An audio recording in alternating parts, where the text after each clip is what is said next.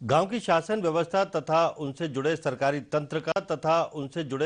तंत्र का कार्यकारी नियंत्रण स्थानीय स्तर पर करने के लिए देश में पंचायती राज व्यवस्था की संकल्पना की गई है।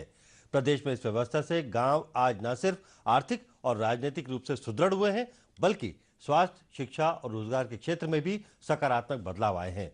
आइए देखते हैं ये रिपोर्ट।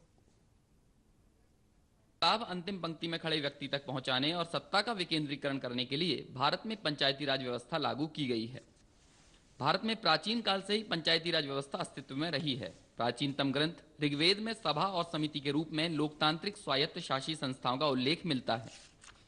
तब से लेकर अब तक ये ग्रामीण स्वायत्त शासी इकाइयां लगातार किसी न किसी रूप में देखी जा सकती हैं। पंचायतों के इस महत्व को ध्यान में रखते हुए और महात्मा गांधी के ग्राम स्वराज के सपने को साकार करने वर्ष 1993 के 73वें संविधान संशोधन अधिनियम में पंचायत राज संस्था को संवैधानिक मान्यता दी गई। बीते करीब 23 सालों में पंचायतों ने अपनी मौजूदगी को सार्थक सिद्ध किया है। यही वजह है कि आज ग्रामीण जनता के मन में इस व्यवस्था के प्रति विश्वसनीयता और गंभीरता बढ़ सकी है। सरकार ने जो त्रिस्तरीय पंचायत व्यवस्था लागू की है, इससे जो स्वयंसेवी संस्थाएं हैं, पंचायत है, ये अपने आप में आत्मनिर्भर हो गई हैं। पहले जहां पंचायतों को छोटे छोटे काम के लिए सरकारों पर निर्भर करना पड़ता था, आज पंचायतों को इतने अधिकार दे दिए हैं और उनका जो कनेक्शन है पंचायत, जनपद पंचायत और जिला पंचायत, यहीं से उनके सारे काम हो जाते हैं।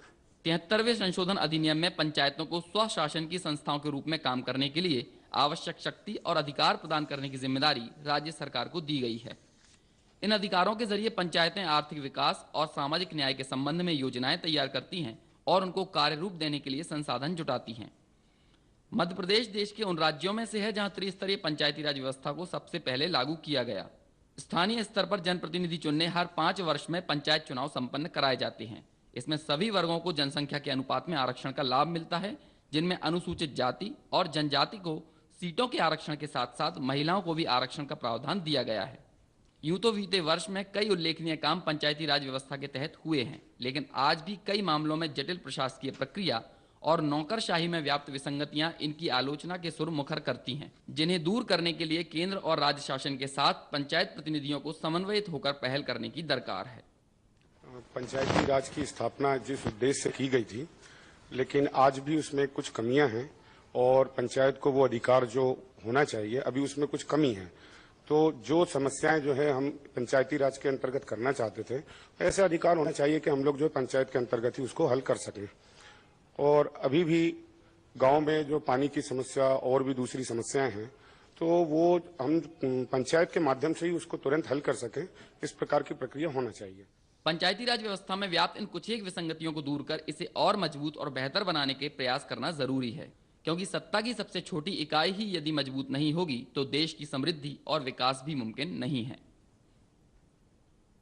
भारत विश्व का सबसे बड़ा लोकतंत्र है, जहां की 70% से ज्यादा आबादी आज भी गांवों में बसती है। इसलिए जरूरी है कि गांवों के व्यक्ति तक या अंतिम पंक्ति में खड़े हुए व्यक्ति तक सरकारी योजनाओं का लाभ पहुंचे, क्योंकि गांव विकसित होंगे तभी देश का समग्र विकास किया जा सकता है। इन्हीं सारे उद्देश्यों के तहत सत्ता का विकेंद्रीकरण करने के लिए पंचायती राज व्यवस्था की संकल्पना की गई थी। यूं तो पंचायती राज व्यवस्था के तहत पिछले 20 वर्षों में काफी काम हुआ है, लेकिन फिर भी बहुत सारी चीजें ऐसी हैं जो आज भी की जाना बाकी है। इन कमियों को दूर करने के लिए, पंचायती राज व्यवस्था को सुदृढ़ बनाने के लिए सिर्फ शासन या प्रशासन की ओर मुंह ताकने से ही कुछ नहीं होगा। इस क्षेत्र में जब हर कोई अपने अपने स्तर पर अपनी भूमिका को निभाने के लिए तत्पर होगा और स्वप्रेरणा